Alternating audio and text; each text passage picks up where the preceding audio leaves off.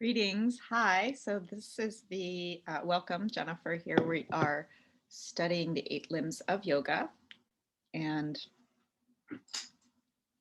we have 2 books that we're reading for this discussion. One is the Yoga Sutras of Patanjali. This is a translation by Sri Swami Tachidananda. And then the other book is Light on the Yoga Sutras of Patanjali by Iyengar. So let's start with this book. We will read about a page and then a page, maybe a little bit more, and then we will discuss. And I'll probably go over the yamas, which is the first limb of yoga.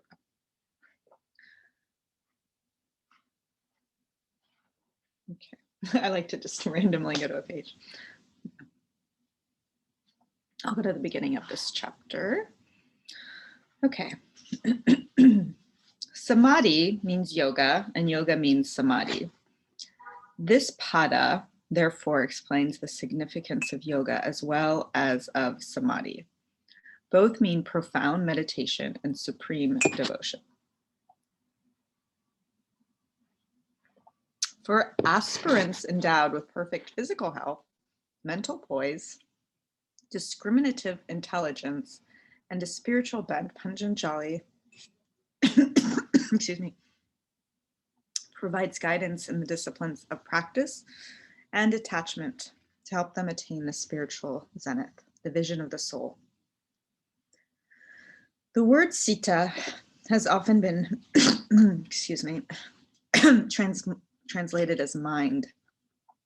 In the West, it is considered that mind not only has the power of connotation or volition, cognition, and motion, but also that of discrimination.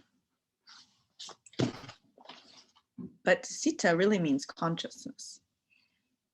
Indian philosophers analyze sita and divide it into 3 facets: mind, intelligence, and ego, or the sense of self.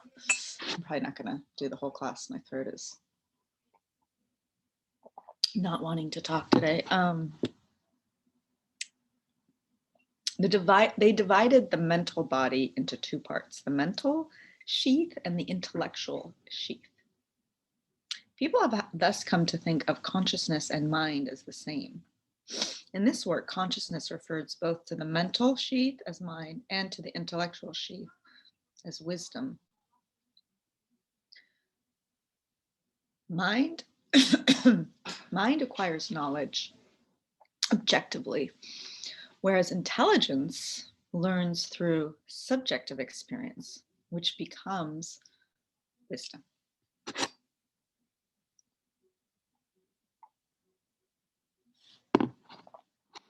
Mind, oh, we already said that. Okay, as cosmic intelligence is the first principle of nature, so consciousness is the first principle of man. Wow, that was a lot. That was really good.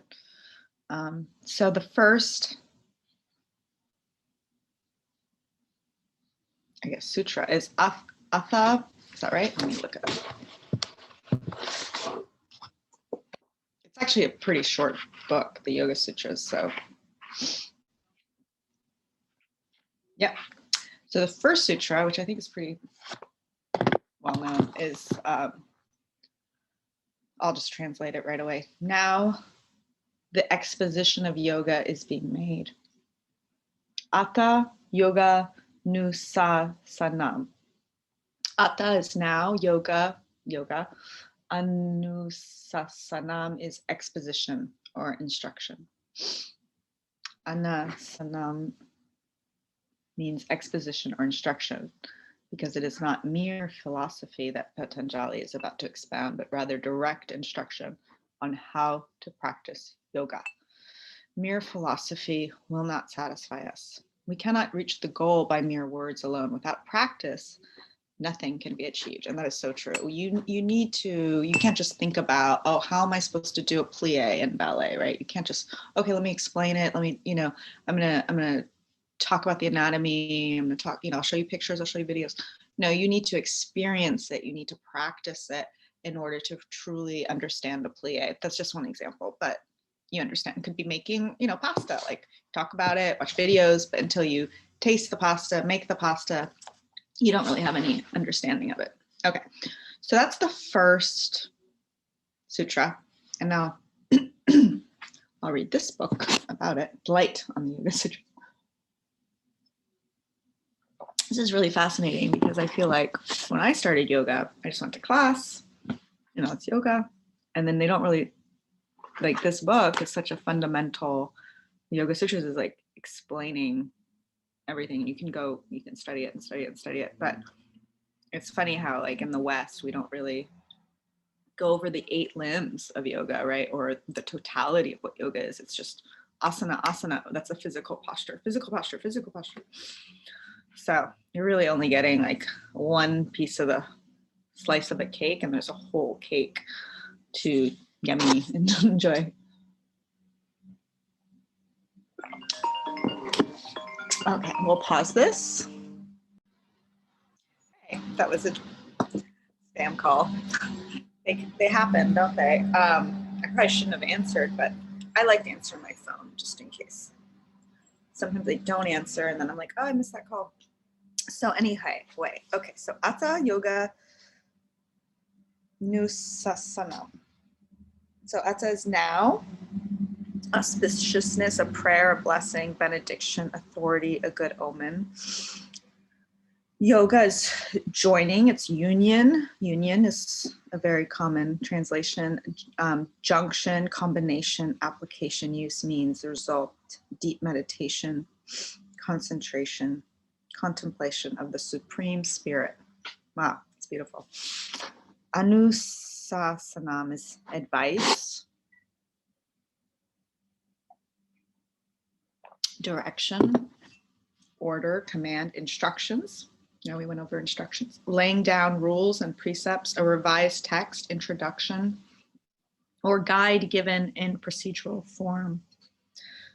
Thus, it means guidance in the codes of conduct which are to be observed and which form the base from which to cultivate one's ethical and spiritual life. With prayers for divine blessings, now begins an exposition of the sacred art of yoga. So this is going to talk about that sutra. This is, I guess, Iyengar, kind of bringing light to that first sutra. So this is, yay, this is so exciting. Okay, now follows a detailed exposition of the discipline of yoga, given step by step in the right order and with proper direction for self-alignment.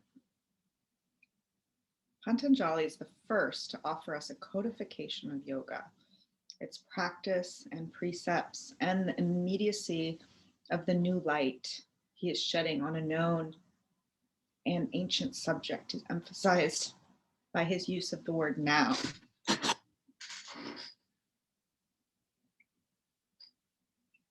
His reappraisal, based on his own experience, explores fresh ground and bequeaths us a lasting, monumental work. In the cultural context of his time, his words must have been crystal clear, and even to the spiritually impoverished modern mind, they are never confused. Although they are often almost impenetrably condensed. I think that means you cannot cross it. I think, should we look it up? In French, pénétrable means you can like cross, like say there's, I don't know, so you can go through. So impenetrable, I think you can't go through, but I'm gonna look it up. I like to look up, if I'm unclear what something means, I like to find out right away. It's a good exercise. I don't know if you have any students here, but to learn vocabulary when you're reading like the New York Times or some book with words that you may not know, you underline it, and then you look it up in the dictionary. Back when we used dictionaries, look it up in it. Well, that's what I used to do. Where is that word? Just read it. Oh, here it is.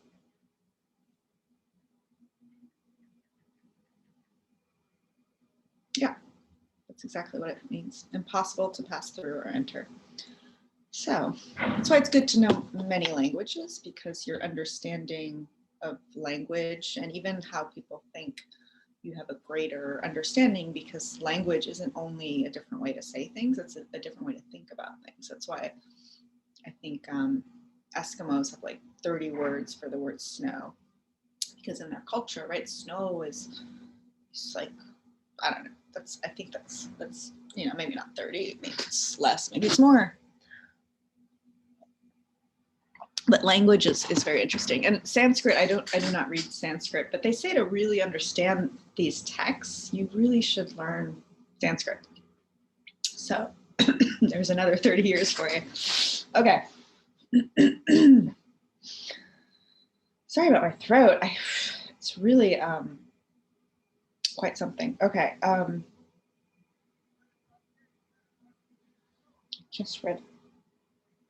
there it is. Okay, the word now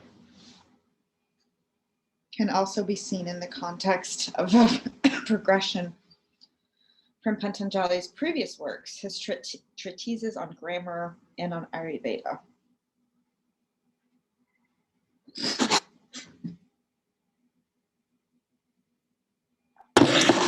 Logically, we must consider these to predate the Yoga Sutras, as grammar is a prerequisite of lucid speech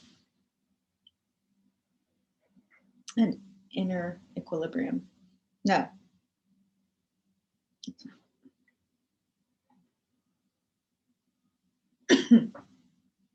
Sorry, I read that wrong. As grammar is a prerequisite of lucid speech and clear comprehension. And Ayurvedic medicine of bodily cleanliness and inner equilibrium. Together, these works served as preparation for Patanjali's crowning exposition of yoga, the cultivation and eventual transcendence of consciousness, culminating in liberation from the cycles of rebirth. These works are collectively known as Moksha Sastras, spiritual sciences, treatises which trace man's evolution from physical and mental bondage towards ultimate freedom. The treatise on yoga flows naturally from the Ayurvedic work and guides the aspirant to a trained and balanced state of consciousness. I'm going to read only 2 more paragraphs.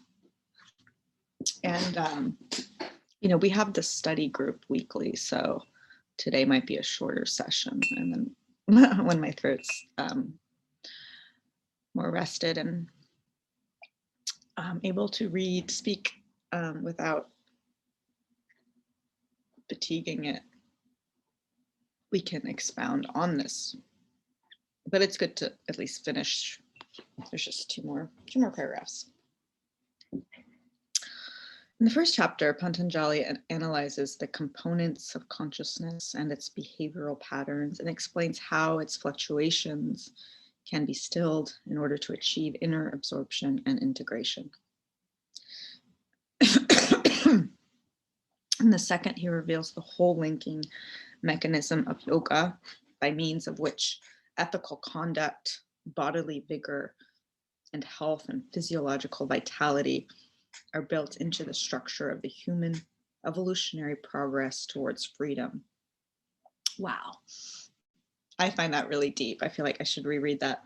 I'm not going to reread it today, but this is something you restudy, relearn, get in deep dive into. It's like the Torah or any really rich condensed text. There's like layers and layers and layers. So this is nice. We're just kind of reading and letting it kind of sit in us. And then, you know, you reread it and maybe you get a little deeper, and it's great. I decided to do this class because I signed up for a course and I was like, oh my God, there's so much material. So it was a way I'm so busy, like so many of us. So I thought, okay, I'll carve out this time to study it, not only to share, but to study for myself. Like we're all studying together. So I'm really glad that this is happening because it's a way for me to spend time each week to read, to study, to reflect on this really fascinating wisdom or instruction. In the third chapter, Patanjali prepares the mind to reach the soul. In the fourth, he shows how the mind dissolves into the consciousness and consciousness into the soul, and how the Siddhaka drinks the nectar of mortality. Wow. Okay, the Brahma Sutra, a treatise dealing with Vedanta philosophy, the knowledge of Brahman, also begins with the word Atta, or now. Atato Brahma Jishnasa.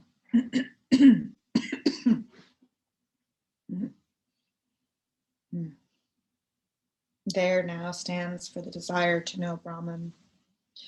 Brahman is dealt with as the object of study and is discussed and explored throughout as the object. In the Yoga Sutras, it is the seer of the true self who is to be discovered and known.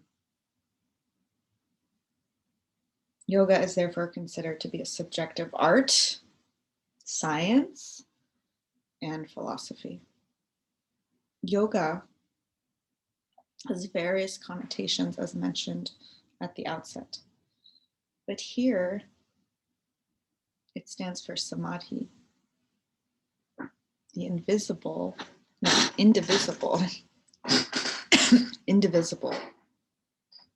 state of existence.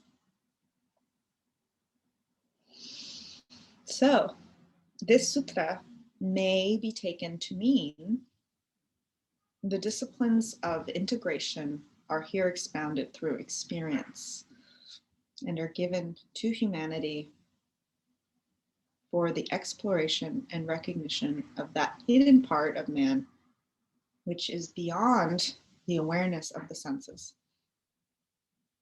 So, wow.